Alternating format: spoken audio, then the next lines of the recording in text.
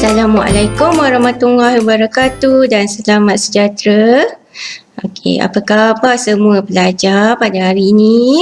Okey, cikgu harap semuanya sihat. Okey, teruskan buat ulang kaji di rumah. Okey, jangan buang masa. Okey. Jadi hari ini kita nak belajar satu lagi tajuk yang menarik. Okey, belajar ekonomi ni semua menarik, tak ada yang tak menarik kan? Okey, untung sungguh siapa yang belajar ekonomi ni. Hari ni kita nak belajar tentang strategi simpanan. Okey, semua orang nak simpan duit kan? Okey, jadi kat mana agaknya kita boleh simpan duit? Okey, kita tengok yang pertama, kita boleh simpan duit di bank perdagangan. Jadi, di bank perdagangan kita boleh simpan duit dalam akaun semasa, akaun tabungan iaitu akaun simpanan ataupun akaun simpanan tetap. Jadi, faedah akan dibayar kepada pemegang akaun tabungan tapi sikit sangat. Akaun tabungan ni sikit sangat dapat faedah sampai kita pun tak perasan ada faedah. Jadi, kalau kita nak faedah yang lebih tinggi, kita kena simpan dalam akaun simpanan tetap. Okey, apa tu akaun simpanan tetap tu? Okey, boleh tengok balik video Cikgu Azlin dalam tajuk fungsi bank perdagangan. Okey, yang seterusnya kita boleh simpan duit di bank Islam.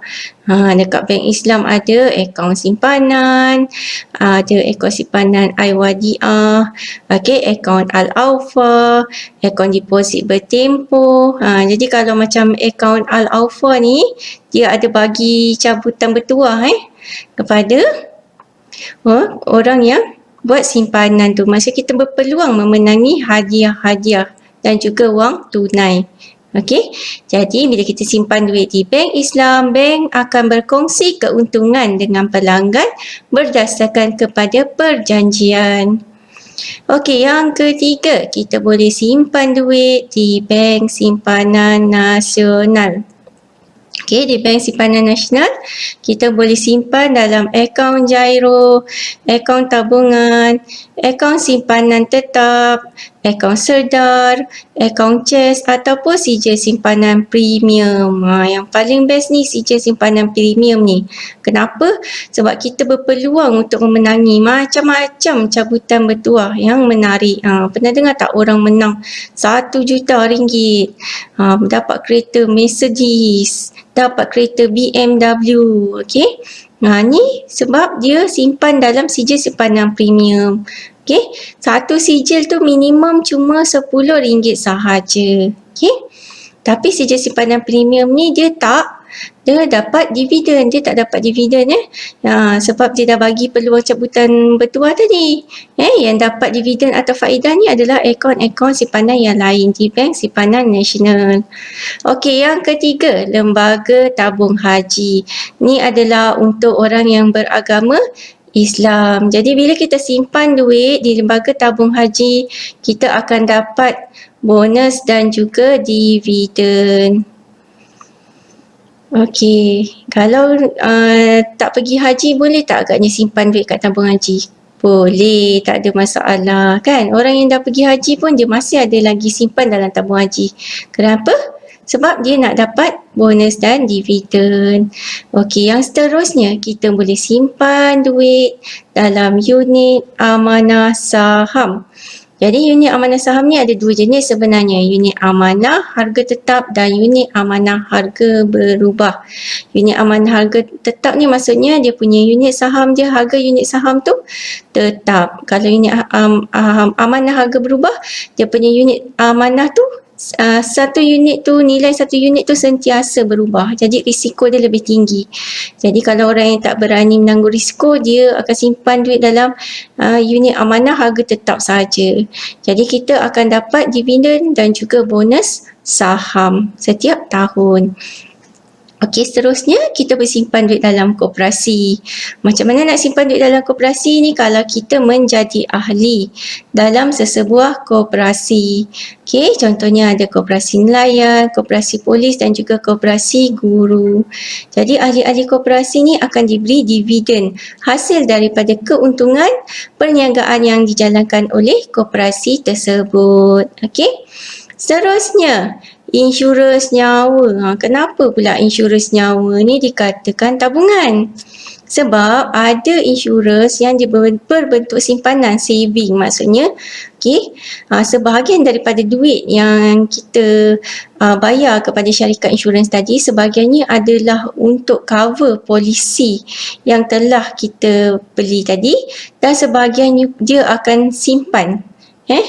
Jadi dia akan menjadi satu simpanan kepada kita. Okay, dah sampai satu tempoh kita boleh keluarkan simpanan tu. Kalau kita tak nak keluarkan, kita boleh biarkan saja sampai tempoh matang, kita boleh keluarkan sekaligus. Okay, jadi kelebihan ambil insurans nyawa ni, selain daripada melindungi kita daripada perkara-perkara yang tidak dijangka, jadi kita juga berpeluang mendapat dividen, kita juga berpeluang untuk menyimpan duit. Okey. Seterusnya ialah syarikat kewangan. Syarikat kewangan ni contohnya macam MBSB. Jadi MBSB ni ada sediakan kemudahan untuk simpanan dalam bentuk Islamik dan juga konvensional. Jadi yang menyimpan dalam syarikat kewangan ni, dia akan dapat pulangan dalam bentuk faedah dan juga dividen. Okey, lain-lain bentuk simpanan adalah dalam pembelian bon. Bon ni contohnya adalah satu bentuk pelaburan ya. Ada macam-macam jenis bon. Nanti kita akan belajar dalam tajuk pelaburan. Okey, yang seterusnya yang kedua, contoh kita beli emas. Kenapa kita katakan beli emas ni satu simpanan? Kita beli emas, kita simpan. Dan bila sampai satu masa nanti harga emas tu akan naik. Jadi kita boleh jual semula dan kita akan dapat keuntungan. Okey. Jadi dekat sini hari ini saja tajuk yang kita belajar untuk hari ini. Jadi saya harap semuanya telah faham dan nanti bila dah kerja semuanya tahu dekat mana nak simpan duit. Jadi kita dah belajar ekonomi, kita kenalah jadi pengguna yang bijak. Kita kenalah mengurus kewangan kita dengan bijak. Okey, kita jumpa lagi pada tajuk yang lain. Okey, terima kasih.